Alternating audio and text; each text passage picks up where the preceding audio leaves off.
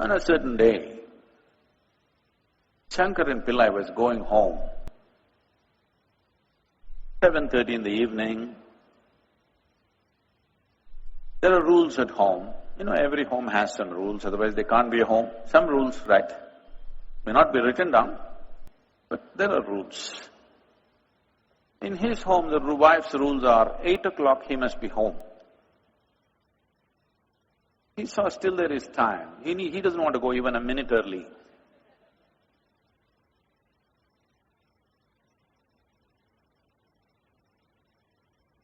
So he thought there is still time.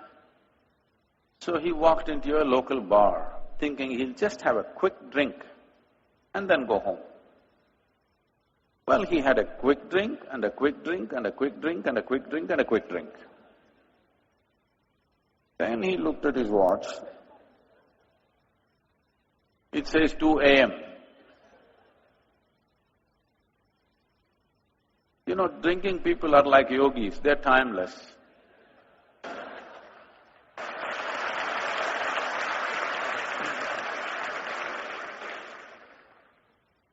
I see there's a lot of appreciation.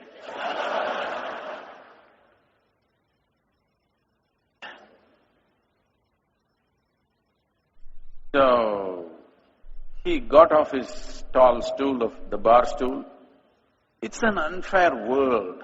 It's a completely unfair world.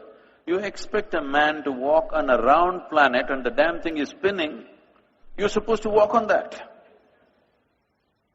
Only when you have a few drops extra or a couple of drops missing between your 2 ears, suddenly you realize the planet is round.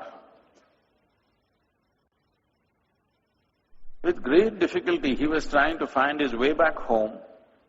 He took a shortcut through a garden and unfortunately he fell headlong into a rose bush. His face became a mess. He gathered himself, somehow went home, and those damn keyholes, they made so small, It took another 20 minutes to find it. Somehow he went in, crawled up, went into the bathroom, looked at himself in the mirror, complete mess. So he opened the medicine cabinet, took out some medicine, plaster, band-aid, everything. He fixed himself, then slowly crawled into the bed. Fortunately, the wife is a big sleeper. So she crawled in and fell asleep. Morning 8 o'clock, the wife took a bucket of cold water and threw it on his face. What about it? He woke up. Why? It's only Sunday. She said, you fool, again drinking? He said, honey, 6 months ago I promised. Since then, I have not touched a drop. These are domestic conversations, okay? I'm just exposing. I have not touched a drop. She grabbed him by the shirt and took him into the bathroom and showed him. All the plaster was on the mirror. Now, this is the whole problem. You feel unpleasant, you think, this one has to be fixed. You feel unpleasant, you need to think that one has to be fixed. You feel unpleasant, you think the whole world has to be fixed. No, I'm asking you a simple question. If you are feeling any level of unpleasantness, stress, anxiety, anger, fear, whatever nonsense, rubbish, whatever is happening within you, who should be fixed? If something is unpleasant here, who should be fixed? Oh, if you understand this much, this is transformation, This is fantastic, in 10 minutes. This is great transformation. If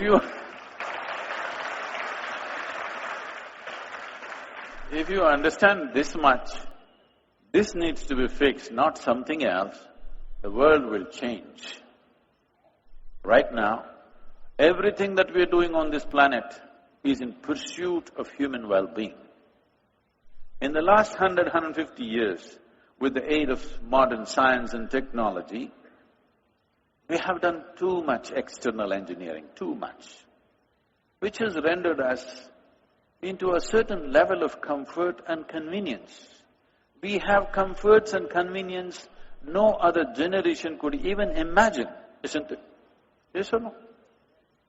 The level of comfort and convenience in which you and me right now existing here, no other generation could ever even imagine.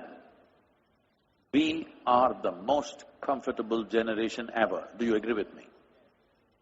Physically.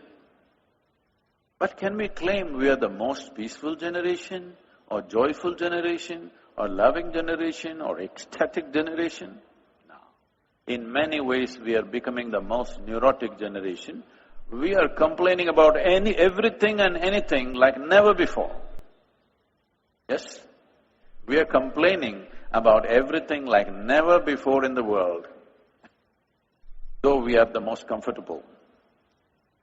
Definitely, materially you're living better than your father and your grandfather, aren't you? Yes or no? Unless your grandfather happened to be the Maharaja. Unless that, otherwise all of you are. In fact, what royalty could not afford 100 years ago, today an average citizen has, isn't it so?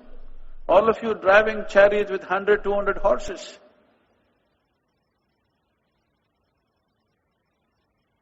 You are. So, it's not that there's something wrong with life. It is just that fundamental faculties of life are not taken charge of. This is an evolutionary problem in a certain way.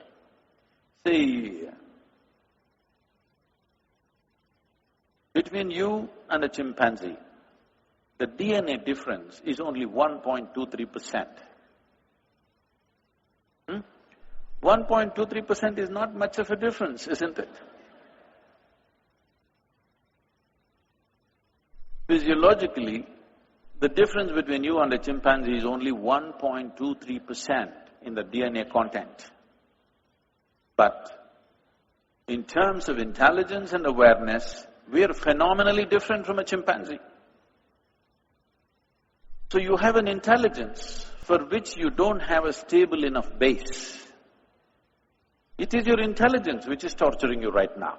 If we take off a part of your brain, I think most of you will be quite peaceful. Really. Yes or no? This is why a whole lot of people are saying, I want to be like a child. Even spiritual leaders going and saying, I am a child. See, suppose you are stuck. Let's say your body or your mind stayed at the age of 6. You are a child. Is it a great state to be, I'm asking? You may think you're spiritual, I will call you retarded. Yes or no? You want to be a 6-year-old child, I'm asking you? Because almost every adult is saying, being a child is beautiful. Because they've forgotten what it means to be a child. Child means when somebody says, wake up, you have to wake up. Somebody says, go to sleep, you have to go to sleep. Go to school, get back, eat all the damn things that you don't like. When you were a child, you desperately wanted to grow up as quickly as possible, isn't it? Now you want to become a child because you messed up your adulthood. Whoever messes up this wants to be somewhere else. A whole lot of people say, no, I'm not interested in all this, I want to go to heaven. Why? Because the advertisements always said, heaven is a very pleasant place. If we had told you from your childhood, God lives in heaven, but it's a horrendous place, do you want to go there? Please tell me sincerely. No, we'll pray from here only. We don't want to go there. Because they've advertised that it's a very pleasant place, lot of people who made a hell out of themselves here want to go somewhere else. Those who want to go to heaven must go, isn't it? They won't go, that's the problem. If those who want to go to heaven go, those who want to be here can create a heaven here. Now, those who have made a hell out of themselves, they don't go. They keep on talking about going, but they don't go. If you're so sure you are going to a better place, you must leave today. You should not postpone your appointment with God. I'm asking you, if you have an appointment, forget about God. If you have an appointment with the local minister or prime minister, somebody, you would like to jump the queue and get there quickly, isn't it? Even a cinema ticket, if you're standing in the queue, you would like to jump and get there quickly, isn't it so? So if you have an appointment with God and you're so sure, why are you postponing it? You must go today. Okay, I'm saying, your mind is full of all kinds of rubbish picked up from here and there. Just now, we were talking just outside, but somebody said something 5,000 years ago, somebody said something 3,000 years ago. With greatest respect to all of them, do you believe that 1,000 years ago, people were way smarter than what you and me are today? Do you believe so? Huh? I'm asking you. If you believe so, it's unfortunate because life seems to be evolving. But some people are not. Some people seem to be, those who want to be children now, after they've grown up, they're retarding consciously. They're trying to somehow wrap themselves in a situation where they will not grow. So essentially, it's your own intelligence turning against you. If you had come like an earthworm or a grasshopper or a bird or a tree, you would be quite fine. Because you have entrusted with such a huge intelligence, this has become your problem, isn't it? You know, last year, in the month of August, we were trekking in Tibet. I'm in a tent. So, another person is cutting an apple, and there's one more person. You know, one of those new porcelain knives which are supposed to be very sharp. So this person is cutting an apple and the other person says, "It's a very sharp knife, be careful." It irritates me. A knife is supposed to be sharp, otherwise why will I call it a knife? Something is blunt, I don't call it a knife. It's supposed to be sharp.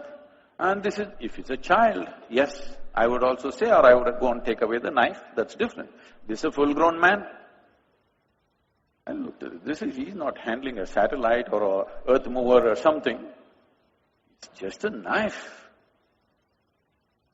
Well, I continued with my work. Another 2 minutes later, she says again, "It's a very sharp knife, be careful." I said, "Come on, he's a full-grown man, leave him alone.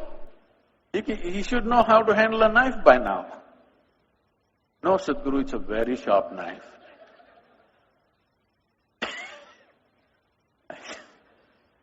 Then I continue with my work, and then she whispers so that I don't hear, "Very sharp knife, be careful." In 2 minutes, he cuts his hand. And I say, okay. Maybe he needed so much instruction about this. This is all your problem is.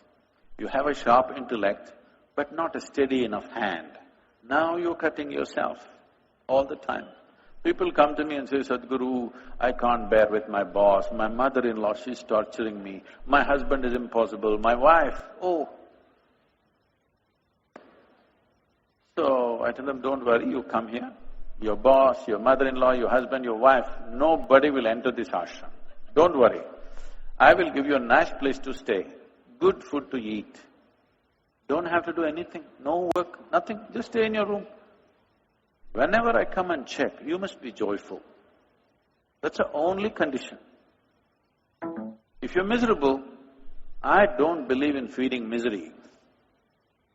You're joyful, for the rest of your life will bow down and take care of you. Oh, you leave them for 24 hours in one place. You must see the circus, okay? When you're alone, if you're miserable, obviously you're in bad company, isn't it? Isn't it? Somebody is with you and you're miserable, you can always say it's because of this person. You're alone and you're miserable means you're in bad company, you need to fix it. You must understand this much. If you understand this much, then it's very simple. You would look inward.